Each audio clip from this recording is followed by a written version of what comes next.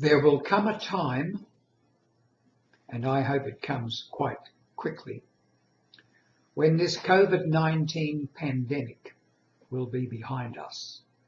And as speakers, we will be standing in front of audiences in auditoriums again. What I'd like to talk about now is, once we get back with those audiences in front of us, we know that this thing called eye contact, the audience feeling they're getting eye contact from the speaker, will once again become very important. Now, on these Zoom conferences that we've been having of late, people tend not to look at the camera the way I'm looking at it now. Rather, they look at the images on their screen, and so that eye contact, that seeming eye contact, is not made. But once we get back to those live audiences again, that will not be the case. You will need to look at the audience, and they will need to feel that you're connecting with them by making eye contact, amongst other things. So what do you do if you have a room full of people, and the room is roughly square, or might be longer in front of you than to the side? You need to pick out certain people in the audience so that nearly all of the audience gets the impression that you're giving them eye contact. Now, there's no way that you could look at, say, 70, 80, 100 people in a room and make eye contact with them all. So what do you do? Let's assume the audience is crowded, all the seats are full. You pick out 3 people, one at medium distance, roughly, right in front of you, Then go off at about 45 degrees or so to the left, pick out someone about halfway back there, and do the same with right. So you've got 3 people picked out. One on the left, about, say, 2/3 of the way into the audience. You've got one dead in front of you, about halfway back, maybe even closer, and you've got one on the right and roughly 2/3 of the way back in the audience.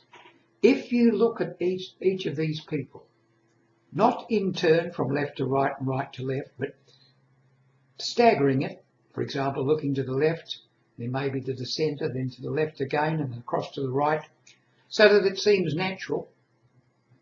Each of those persons sitting in front of the person you're making eye contact with, and those directly behind, and even to a few degrees either side, will think you are looking at them. They will have the impression that you are making eye contact. And this is what you need to do. As I said, you cannot make eye contact with them all. Now, this is a general rule. You might lean forward and look at someone very, very close to you, perhaps in the first row. But as a rule, if you've got a long presentation, keep those people in mind. 45 degrees to the left, one in front, 45 degrees to the right. But what happens if you have a very broad room? The room might be shallow, but the walls on either side, to the right or left, are well spaced. An oblong or rectangular room, and you are at one of the longer walls. How do you reach the people right out on the left and right hand sides? Well, you now have 5 people to look at.